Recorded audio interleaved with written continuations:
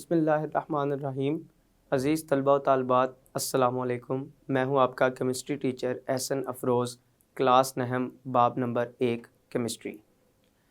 आज अपने लेक्चर में हम मशकी सवालात में न्यूमेरिकल्स नंबर 6, 7 और 8 को हल करेंगे। तो आइए चलते हैं ग्लास बोर्ड की तरफ। सवाल नंबर 6 है, सल्फ्यूरिक एसिड के 2.05 ज़रब 10 की ताकत 6 मॉलिक्यूल्स का मास क्या होगा। यहाँ पे हमें मॉलिक्यूल्स की तादाद बता दी गई है सल्फ्यूरिक एसिड के। हमने इन मॉलिक्यूल्स की तादाद का इस्तेमाल करते हुए सल्फ्यूरिक एसिड का मास बताना क्या होगा। मतलब मॉलिक्यूल्स दे दिए गए हैं और हमने मास मालूम करना है। तो मॉलिक्यूल से मास मालूम करने के लिए पहले हम मोल्स की तादाद मालूम कर लेते हैं कि सल्फ्यूरिक एसिड के मॉलिक्यूल्स अगर इतने हैं तो इसके मोल्स कितने होंगे। इन मोल्स की तादाद की मदद से हम मज़ीद सल्फ्यूरिक एसिड का मास भी मालूम कर सकते हैं। तो मोल्स की तादाद मालूम करने से पहले जो स्टेटमेंट यहाँ पे बताई गई है, मैं उस स्टेटमेंट के मुताबिक डाटा लिख लेता हूँ कि मेरे पास कौन कौन सी चीज़ें मौजूद हैं। तो मेरे पास पहले नंबर पर क्या दिया गया है, सल्फ्यूरिक एसिड के मॉलिक्यूल्स की तादाद। तो मैं लिखता हूँ इधर सल्फ्यूरिक एसिड के, जिसका फॉर्मूला है H2SO4, सल्फ्यूरिक एसिड के मॉलिक्यूल्स की तादाद जो किसके बराबर है, 2.05 ज़रब 10 की ताकत 6। मज़ीद मैंने मालूम क्या करना है, सल्फ्यूरिक एसिड का मास। सल्फ्यूरिक एसिड का मास ये मालूम करना है। मास मालूम करने के लिए मैं पहले सल्फ्यूरिक एसिड के मोल्स की तादाद मालूम कर लेता हूँ। देखते हैं कैसे इस सवाल को हल किया जाएगा, इस न्यूमेरिकल को कैसे हल करते हैं।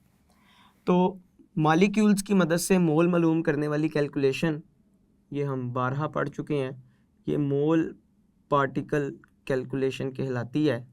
तो यहाँ पे हम मोल पार्टिकल्स कैलकुलेशन का इस्तेमाल करेंगे और मोल पार्टिकल कैलकुलेशन की मदद से हम क्या मालूम करेंगे, सबसे पहले सल्फ्यूरिक एसिड के मोल्स को मालूम करेंगे। तो फार्मूला लगा के देखते हैं कि यहाँ पे कौन सा फार्मूला लगेगा। तो फार्मूला है हमारे पास सल्फ्यूरिक एसिड के मोल्स, सल्फ्यूरिक एसिड के मोल्स ये बराबर होंगे हमारे पास सल्फ्यूरिक एसिड के मॉलिक्यूल्स, सल्फ्यूरिक एसिड के मॉलिक्यूल्स, इनको हम तकसीम करेंगे एवोगैड्रोस नंबर के साथ। तो मेरे पास सल्फ्यूरिक एसिड के मोल्स की तादाद निकल आएगी। मैं सल्फ्यूरिक एसिड के मॉलिक्यूल्स लिखता हूँ जो कि डाटा में हमें दिए गए हैं, बताए गए हैं। 2.05 ज़रब 10 की ताकत 6 इतने मॉलिक्यूल सल्फ्यूरिक एसिड के मौजूद हैं। जबकि एवोगैड्रोस नंबर ये एक कांस्टेंट वैल्यू है और ये भी मुझे पता है 6.02 ज़रब 10 की ताकत 23, ये एवोगैड्रोस नंबर की वैल्यू। अगर मैं दोनों को तकसीम करूं तो मेरे पास इस सल्फ्यूरिक एसिड के मोल्स की तादाद निकलती है और सल्फ्यूरिक एसिड के मोल्स मेरे पास आते हैं 0.34 ज़रब 10 की ताकत -7 मोल। ये मेरे पास सल्फ्यूरिक एसिड के मोल्स की तादाद निकल आती है। मैं इधर लिख लेता हूँ सल्फ्यूरिक एसिड के मोल्स। अब मोल्स तो आ गए हैं, लेकिन हमने क्या बताना है, सल्फ्यूरिक एसिड का मास। तो मोल की मदद से मज़ीद हम मास को मालूम कर सकते हैं और मोल की मदद से मास को मालूम करने के लिए हम पढ़ के आए हैं एक और तरह की कैलकुलेशन है, एक और तरह का फार्मूला है जिसको हम क्या नाम देते हैं, मोल मास कैलकुलेशन। तो यहाँ पे हम एक दूसरी कैलकुलेशन इस्तेमाल करेंगे जो कि कौन सी है, मोल मास कैलकुलेशन। और मोल मास कैलकुलेशन की मदद से हम क्या मालूम कर लेंगे, मज़ीद सल्फ्यूरिक एसिड का मास मालूम कर लेंगे। अब ये कैलकुलेशन करने के लिए सबसे पहले यहाँ पे हमें फार्मूला लिखना पड़ेगा। तो सल्फ्यूरिक एसिड का मास मालूम करने के लिए उसके मोल्स की मदद से हमारे पास फार्मूला है सल्फ्यूरिक एसिड का दिया गया सल्फ्यूरिक एसिड का मास जो कि मालूम करना चाहते हैं, ये किसके बराबर होगा, मोल्स सल्फ्यूरिक एसिड के मोल्स ज़रब सल्फ्यूरिक एसिड का मोलर मास। तो मुझे सल्फ्यूरिक एसिड का मोलर मास पता होना चाहिए, मोल्स मैं जानता हूँ कितने हैं, तो मैं मोलर मास को मोल के साथ ज़रब दूंगा तो मेरे पास सल्फ्यूरिक एसिड का मास निकल आएगा। पहले तो सल्फ्यूरिक एसिड का मोलर मास देख लेते हैं ये किसके बराबर है। तो सल्फ्यूरिक एसिड का मोलर मास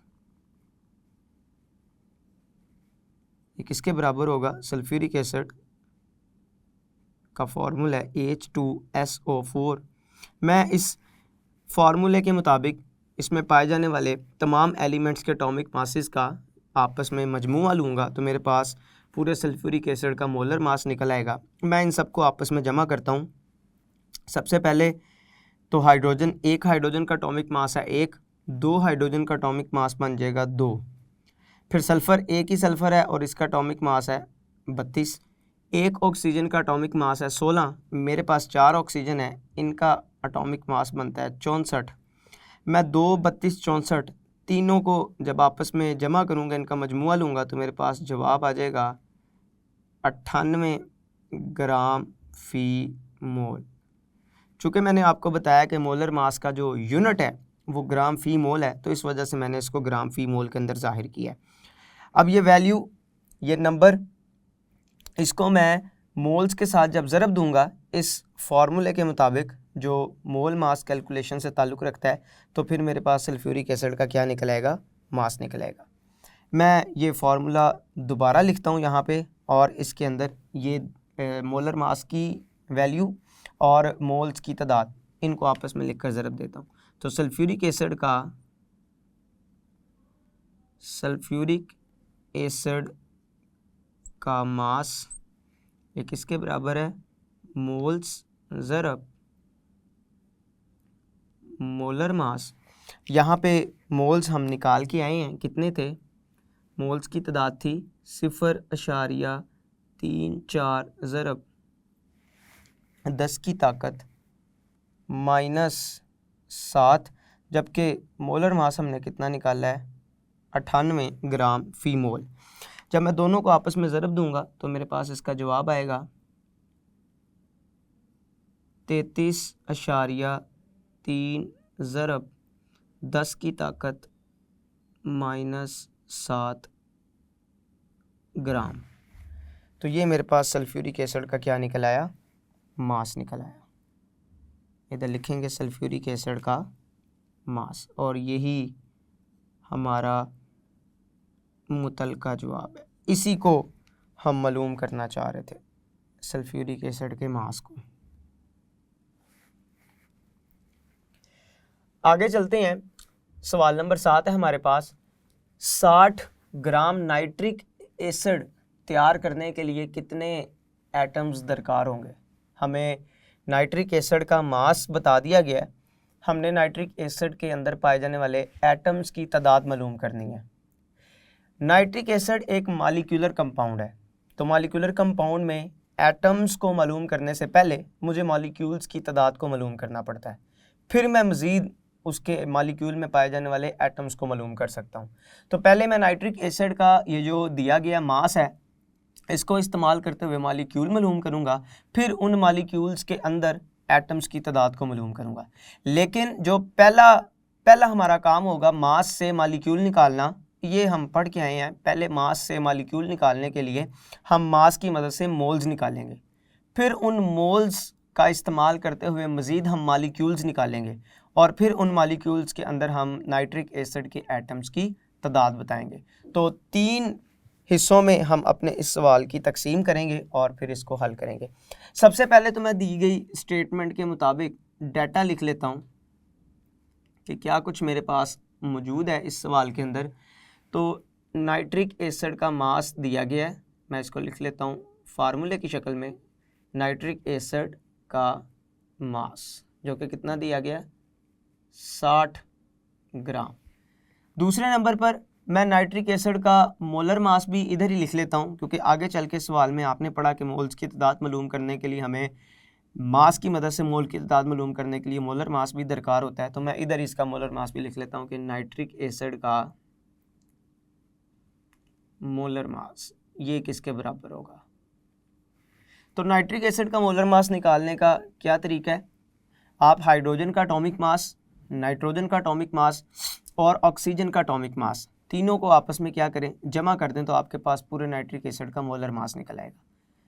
हाइड्रोजन का एटॉमिक मास अगर मैं लिखूं तो 1, नाइट्रोजन का एटॉमिक मास 14, जबकि एक ऑक्सीजन का एटॉमिक मास है 16, 3 ऑक्सीजन है तो इसका एटॉमिक मास बनता है 48।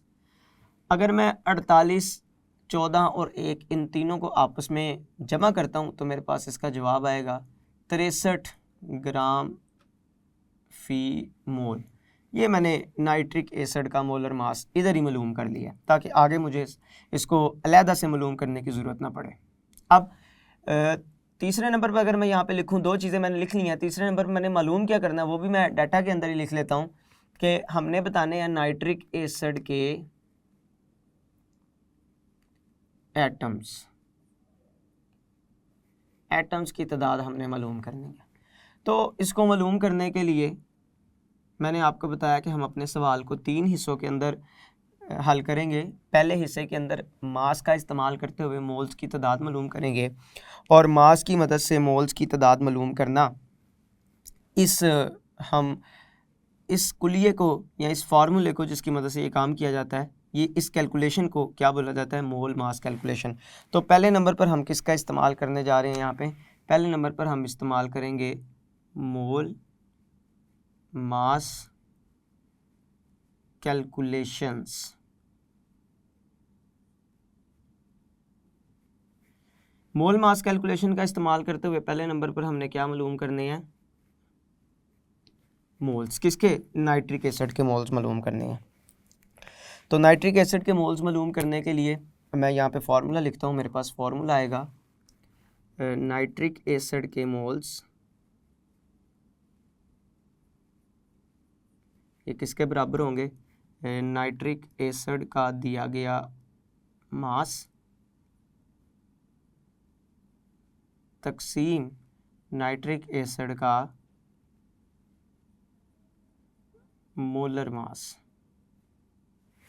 आप ये नंबर्स लिखें, यहाँ पे बताए हुए हैं कि कितने हैं, जबकि नाइट्रिक एसिड का मास इधर कितना बताया गया है 60 ग्राम और इसका मोलर मास कितना आपने निकाला अभी 63 ग्राम फी मोल। आप 60 को 63 के ऊपर जब तकसीम करेंगे तो इसका जवाब आएगा 0.95 मोल। आपने पढ़ा कि हम मोल को अंग्रेज़ी हरफ MOL से ज़ाहिर करते हैं, तो ये मैंने नाइट्रिक एसिड के क्या मालूम कर लिए, मोल्स मालूम कर लिए। ये हमने अभी इस सवाल के पहले हिस्से को हल किया। यहाँ पे 3 हिस्सों के अंदर हमने इस सवाल को हल करना है। सबसे पहले हमने मोल मास कैलकुलेशन का इस्तेमाल करते हुए क्या मालूम कर लिए, मोल।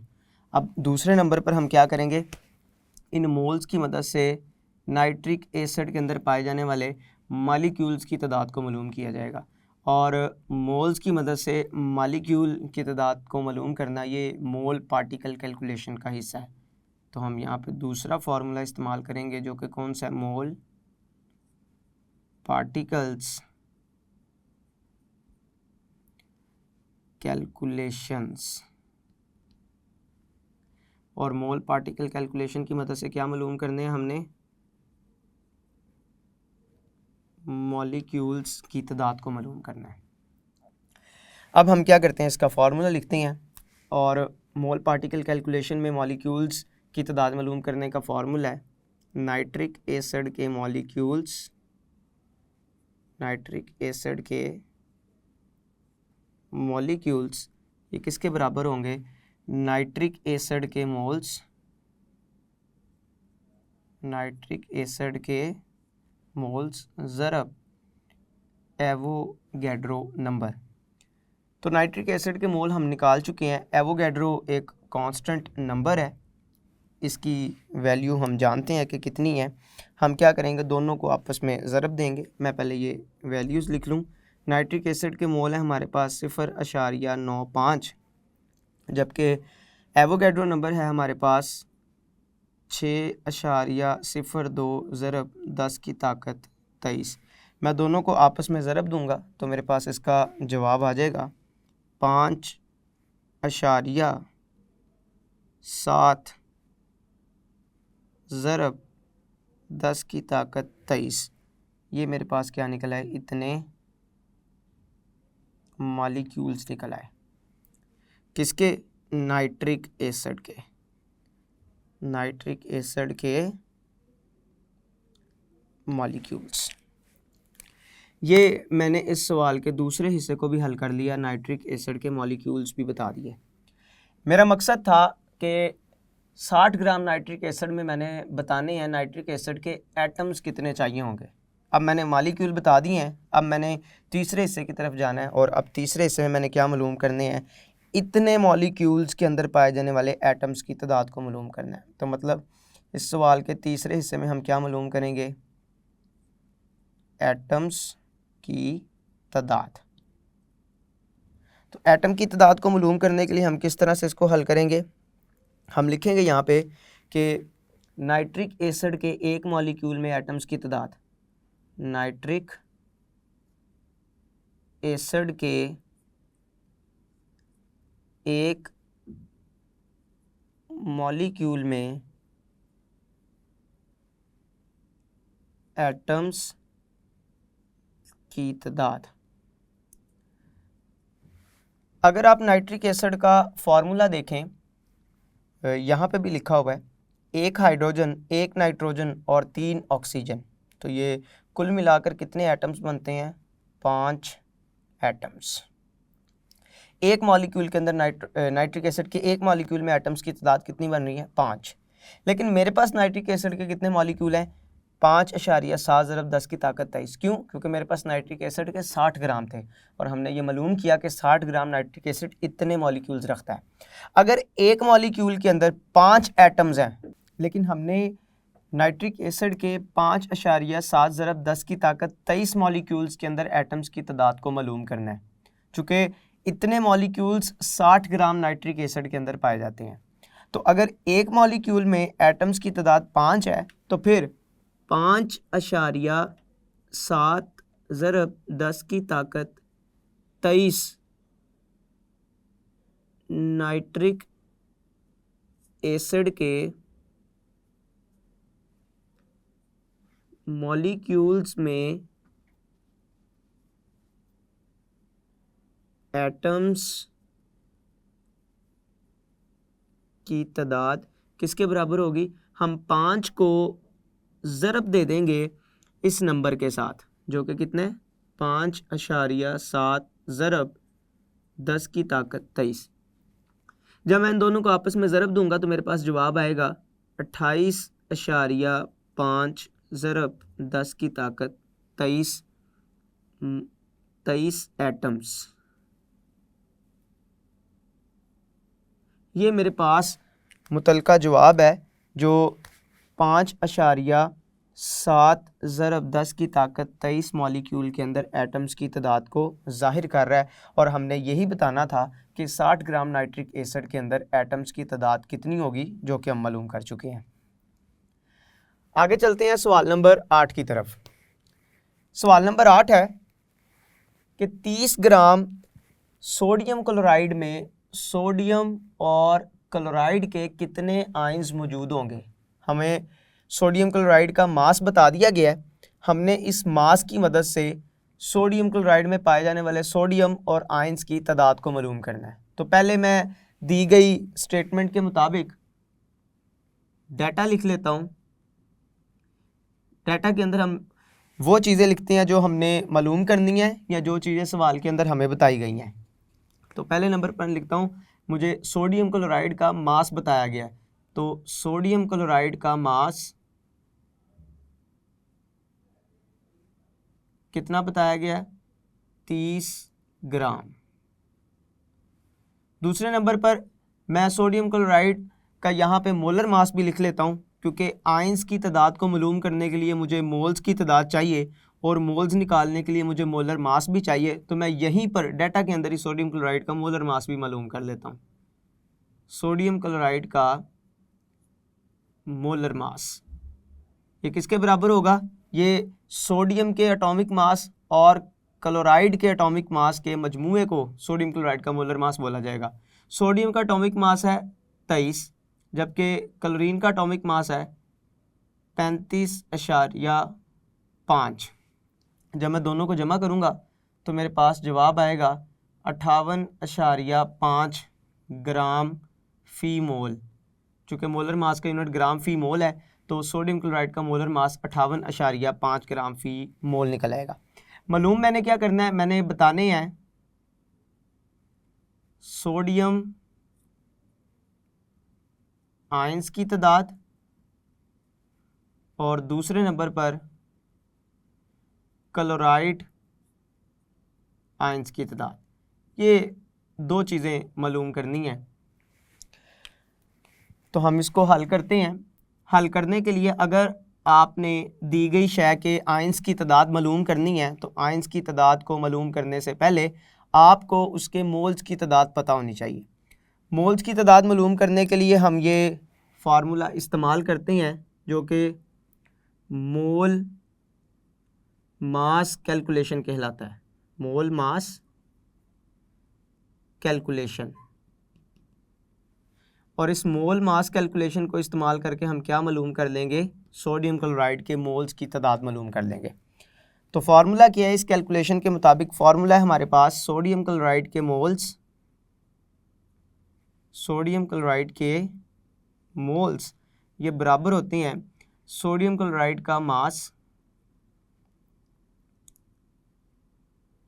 जिसको हम तकसीम करते हैं किस पे? सोडियम क्लोराइड का मोलर मास। मास और सोडियम क्लोराइड का मोलर मास। सोडियम क्लोराइड का मास इधर कितना दिया गया है?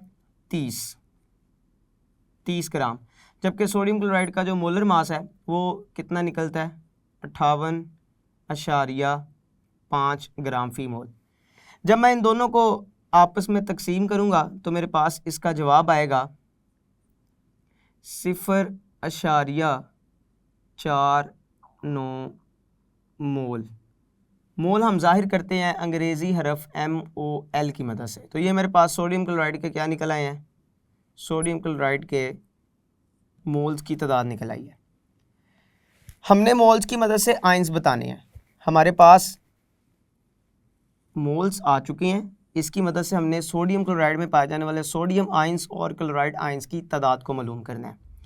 मैं जानता हूं कि अगर मेरे पास सोडियम क्लोराइड का 1 मोल है, तो इसमें पहले मैं सोडियम की तादाद निकालूंगा, फिर क्लोराइड की। तो पहले सोडियम की बात करते हैं। 1 मोल सोडियम क्लोराइड में 1 मोल सोडियम क्लोराइड में सोडियम आयंस की तादाद। अगर हमारे पास सोडियम क्लोराइड का 1 मोल हो, तो आपने पढ़ा हुआ है कि किसी भी शय के 1 मोल के अंदर आयंस की, मॉलिक्यूल्स की या एटम्स की जो तादाद है वो एवोगैड्रोस नंबर के बराबर है। मिसाल के तौर पर 1 मोल सोडियम क्लोराइड अगर होता तो इसमें आयंस की तादाद, सोडियम आयंस की तादाद कितनी होनी थी? एवोगैड्रोस नंबर के बराबर, यानी 6.02 ज़रब 10 की ताकत 23। इतने आयंस हमारे पास सोडियम के मौजूद होने थे। लेकिन हमारे पास चूँकि 1 मोल नहीं है, हमारे पास कितने मोल हैं? तकरीबन 0.5, यानी कि आधा मोल है हमारे पास सोडियम क्लोराइड। अगर तो 1 मोल होता तो उसमें सोडियम आयंस की तादाद एवोगैड्रो नंबर के बराबर होती, लेकिन 1 मोल नहीं है, हमारे पास आधा मोल है। तो आधे मोल के अंदर किसके बराबर होगी? मैं इस एवोगैड्रो नंबर को आधे से ज़रब दे दूंगा तो मेरे पास आधे मोल के अंदर सोडियम आयंस की तादाद निकल आएगी। मसलन 0.5 मोल सोडियम क्लोराइड में सोडियम आयंस की तादाद, और ये कितनी निकलेगी? 0.5, इसको मैं ज़रब दे दूंगा 6.02 ज़रब 10 की ताकत 23 के साथ।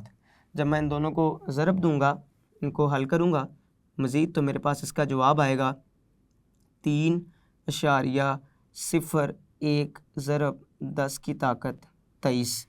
इतने आइंस मेरे पास निकल आएंगे सोडियम के 0.5 मोल सोडियम क्लोराइड के अंदर। तो ये पहली बात हमने यहाँ पे मालूम कर ली है, हमने सोडियम के आइंस की तादाद को इधर मालूम कर लिया है कि 0.5 मोल में कितने सोडियम आइन मौजूद होंगे। 0.5 मोल से मुराद ये था कि 30 ग्राम सोडियम क्लोराइड के अंदर कितने सोडियम आइंस मौजूद होंगे। बिल्कुल जैसे हमने सोडियम आइंस की तादाद को मालूम किया है, बिल्कुल इसी तरह से हम क्लोराइड आइंस की तादाद को भी यहाँ पे मालूम करते हैं। तो क्लोराइड आइंस के लिए हम लिखेंगे 1 मोल सोडियम क्लोराइड में क्लोराइड आइंस की तादाद।